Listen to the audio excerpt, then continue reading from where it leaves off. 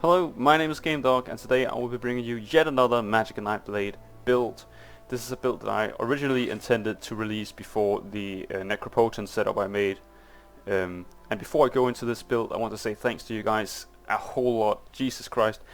The milestone with 100 subscribers that we hit 2 weeks ago, it almost exploded into twice the size. I can't believe it. It's all thanks to you guys.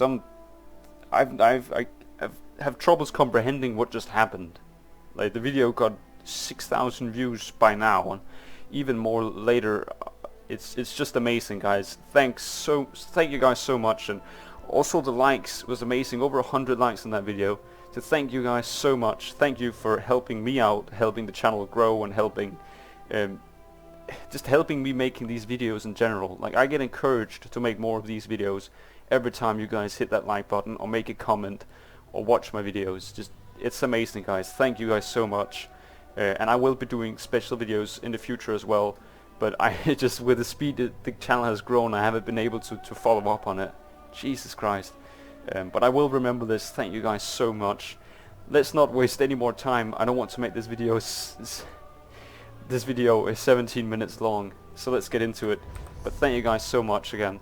This is a dual wield Magicka Nightblade, just as it was last time. I've always played dual wield Magicka Nightblade. Never really been that fond of the destruction staff, even though it is a very good and sustainable setup. Probably the over man when it comes to Magicka Nightblades. But here we go. This setup here is using the Anthroplasm set, which drops in the Ruins of Macedon, I think. It's a set that came here last patch, and some people have been wanting to use this, others have not. I personally liked the 5-piece. It really just screamed the Magicka sustain setup, and I really wanted to make a Magicka setup with a good stamina pool that was able to both CC break and roll dodge, and maybe even outlast some of the stamina players here. So this is what I've been doing with this setup here. It gives you some good 2, 3, and 4 pieces, plus the 5-piece is really good for both Magicka and stamina sustain. On the other side, I am wearing Julianus. This is more for the spell crits and the max Magicka, since Anthroplasm already give you some pretty good 2, 3, and 4 pieces. As I said, there's some spell damage, some spell critical there, and that means that we can boost our spell critical pretty high without even wearing the Shadow Munderstone. I'm actually wearing Astronaut, that's why we've got good Magicka recovery as well, but I'll get into that in a moment. And of course we have 2 pieces of willpower just for the Magicka bonus I'm getting with that, and as well our staff here is also willpower.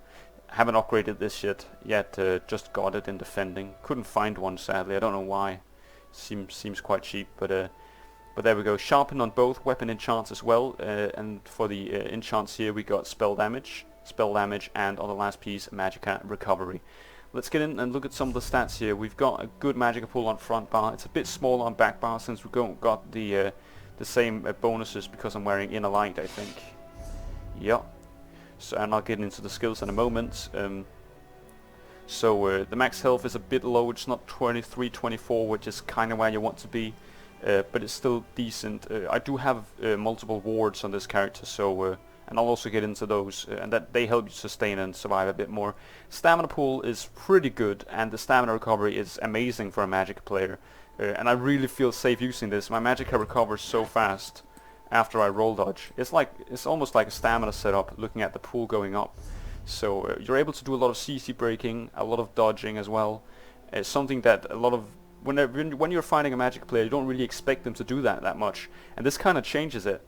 Also, because we're wearing dual wield, we're up in the face of our enemies, we're up and personal, and we kind of need to do a lot of CC breaking and roll dodging sometimes, which if you wore a staff, for example, you would have a bit of range, you wouldn't get CC'd as much or snared or rooted. This setup though can handle those situations. Health recovery is pretty low, we're a vampire. You could change this, but I don't really feel like health recovery is worth that much, especially since we have a healing ward on our character. Into the Magicka recovery. Good amounts. I always like having about 2,000. The current builds that I've been running have had a lot less, all the way down to 1,100. But around 2,000 is where I want to be personally. You could change this around by shifting this enchant into a spell damage enchant if you wanted to. But I like how it's set up here. The spell damage is a bit low, but as I said before, you can buff that Also we're wearing Sap Essence, so we are going to get our Major Sorcery to improve the conditions there. Spell Critical, really good amount. It's also because of our Inner Light that we're getting this. But at the same time, Juliana's and Anthroplasm is giving us a good amount of spell critical as well. So we're really getting a lot to work with, and we can deal some decent burst. What I was aiming for with the spell damage, the reason it's only 2,300 is because I was aiming for a 9k tooltip on my concealed weapons. Personally, I feel that's where you want to be Magicka wise. You want to get that 9k tooltip before you can start seeing the good results coming in. So I kind of fixed my build to get around 9k on the concealed weapons. That's why the spell damage is as it seems right now, and that allowed me to put some more into my sustain, which helps in the long run. The magic and stamina recovery really helps when you're either in a 1vx or a duo situation. This build is made for solo play and only small duo group ups. It's not really meant for large groups. So, but if you're a solo player, this is definitely worth working with because you're getting so many resources that you can handle all at once. So resistances, they are a bit low at first sight, but on our back bar we do have the defending bonus and we're getting a bit more resistance. The spell resistance is pretty good though. So that is it. We're looking at the active effects here. We got the Astronaut's Mother Stone for a boon. We got Vampirism stage 4. You could get to stage 2 if you want to, but I don't really bother feeding. I'm fine with where it is at the moment. And all increased primary stats. We're running tri-stat food. Let's get into the skills here. On our front bar, I want to take that first here. Dual Wield, we are running Sap Essence. I want to get through these quickly because it's kind of the same setup that I've always been using, also on the other build I made.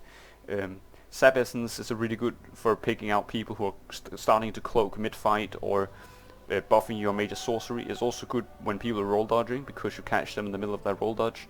So kind of a decent ability. If you're using it all around when you're fighting, you're getting your Magicka, your major sorcery up. So it's definitely worth having on your bar. Plus it's a siphoning ability, so you're getting a good amount of Magicka for wearing it as well. Then we're looking at the concealed weapons. The 9k tooltip, this is our burst. I really like using this because it gives you a bit more damage than the Swallow Soul does. Also that it's the damage is coming when you cast it. It's really fast about doing so. Not really much to say. I really like using this when I'm using dual wields, so it always has a place on my bar here. Lotus Fan. This leaves a dot. It's our gap closer. It slows the enemy's movement speed. It can pick them out of cloak sometimes with a dot it leaves. Pretty good. Also deals a decent amount of damage. We have gotten Mass Hysteria. Why not use this? This is this is the best stun in the game still. I'm pretty certain about saying that. I don't know why I'm lagging, but hopefully you guys can see what's going on here. It also reduces the enemy's damage done by 15% and reduces their movement speed. The stun is also really hard, as you can see. It's 4.5 seconds, so pretty good. Inner Light, we have gotten this for our spell crit. We've gotten it for our max Magicka. Gives us that 43,000 that we need. I am laggy. I have no idea why. So definitely the reason we're using that. And for our ultimate we have Soul Harvest. Really good to use mid-fight. Has a really low cost. Give you 10 ultimate each time you kill anyone. You can really just use it in between your attacks sometimes, and it deals a decent amount of magic damage. Hang on guys a second. I'm gonna be fixing this lag here right in a moment. Alright, we're back. Sorry for that. My PC's not top-notch quality and I had to change some graphics here. As you can see, it's already dawn. So let's get back onto track here. Before I finished off the front bar here, I just want to say that we're using Inner Light for exposing stealth enemies as well, and you can actually use it in combination with Sap Essence to pull them out of cloak and then mark them with Inner Light so they can't go back into cloak again. Let me just disable the chat for you guys. Yeah, Soul Harvest was our ultimate. Pretty good, pretty cheap. You can almost use it in mid-fight as an ability, like it was an ability with a cooldown or something. It's really useful, deals a lot of burst. Put it in just when you've stunned someone or when they're about to die. Just put it in as a finisher or something. It's really, really good, and it can really surprise enemies when this comes right ahead of them. So let's get to the back bar here. The first skill we have is Crippling Grasp. Really good dot, snares the enemy, gives you the movement speed, and has a huge damage over time, as you can see, 14k. Really good. I always apply this before I go into fights. It's also siphoning ability, giving you more max Magicka here. And then we got Shadowy Disguise. This is for our stealth and invisibility. As a Magicka Nightblade, one of your most important things is that you can perma-cloak pretty much. And I really like to use this in combination with double take just to move really fast around the battlefield. Now, the reason I have this on my back bar, not my front bar, is because that in these last patches it has been less useful than it was before. They took away the fact that it removed a negative effect, and it is really hard to cast in mid-fight right now, since all the snares, stuns, AoEs, all the stuff here pulls you out of cloak and stops you from moving around. So I use it mainly as a getaway now, and that's why I have it on my back bar. This though allows me to have inner light on my front bar, giving me both spell crit and a max Magicka, thus improving my spell damage and the damage output a lot. So this on the back bar here. Double take, major expedition, makes us move around really fast. Also give us a major evasion, 20% dodge chance. If you use this all the time to move around, you'll always have major evasion up. So you always have your buff ready, even though you get ganked or something. And I like to use this while I'm cloaking, so you can like cloak and then use them in combination. It can be really fast. So I like to do that. Then we've got Healing Ward here. This is our heal. I don't understand why you shouldn't use this.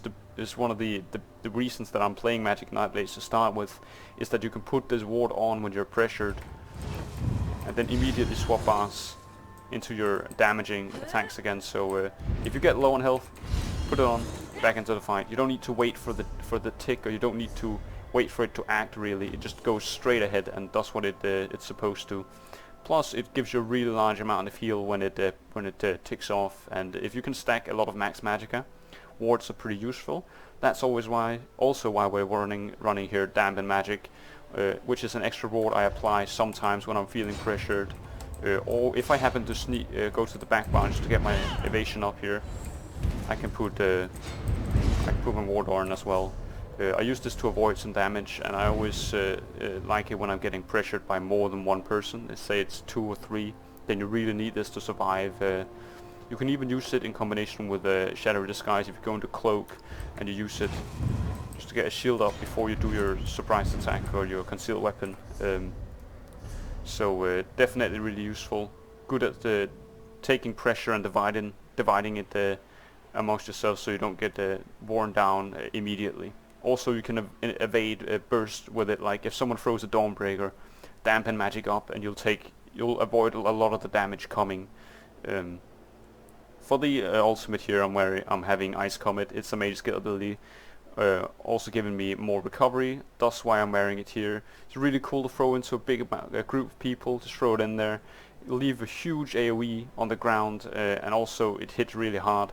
If you can use this in combination with Fear, and you can fear someone before it hits, they're going to receive all the damage you see here. It's really cool. It also snares their movement speed by 50%, which is really good. So I always use this. In Imperial City, for example, it can be really useful in the sewers. So throw it down, because it's so hard to see that little AoE, and there's not a lot of space to move about in, so you can really make people just stand there and receive so much damage. You can also combine it with a Sap Essence here if you're facing a larger group, like a Ball group or a Cirque. So there's definitely some choices there, and I really like to have this. I always run an expensive ultimate and a cheap one, so I can have one ultimate I can cast most of the time, and then one I can fire at the larger problems like ball groups and circs. So for the last thing here, I'll go in and talk about the champion points. Let's take the tower first here. Tower and Lover here I have split into Magician for reduced cost and into Arcanist for more Magicka recovery here. I've just done a split pretty much, and then I have 30 points into Tumbling to reduce our roll dodge cost and our CC cost to break free from the CCs. And this is also good since I'm having the extra Magicka recovery and max stamina recovery and max stamina. So this all works in combination to make me really survivable. Here in the Apprentice here, I put most of my points. I have 30 points in Ritual, just the Thaumaturge, and the rest of them in here in the Apprentice. All into Elemental Expert here, as much as I could. for the magic damage. And then I have 10 in the blast, 10 to spell erosion, and Elfborn, the rest 27 for more crits. And let's go to the last tier. We have the Lord, 30 points in the Bastion. This is for awards like Healing Ward and Dampen Magic. Also, because I play a lot of duo, I usually play with one of my friends or two of my friends, so I don't really play in bigger groups. But I still need this here. Gives you the 2 first tier gives you some extra bonuses for reviving people. For example, here, if you resurrect someone, while you're resurrecting, you take 15% less damage, and when you resurrect someone, you get Magicka for it. So really good to have. Plus, as I said, Bastion makes awards bigger, so really good. And then the rest here I've put into Hardy and Elemental Offender just to receive less damage. I haven't put any into Thick Skinned, and the reason is that I usually put Dampen Magic up instead to avoid the dots.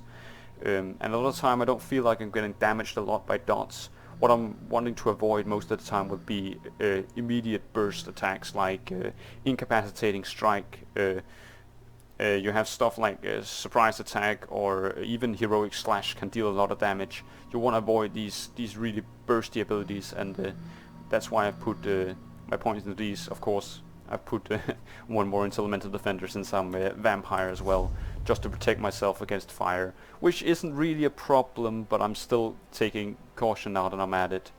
You should never underestimate what fire can do sometimes. Getting hit by siege weapons can be pretty nasty, but usually Dampen Magic gets us out of the problem here. So that was the build, guys. I'd like to say thank you guys again for doing this for my channel. Jesus Christ, just showing up and watching my videos and liking them. It's amazing, guys. Really, I love all of you guys. Please like, subscribe, and comment. I'll see you guys later.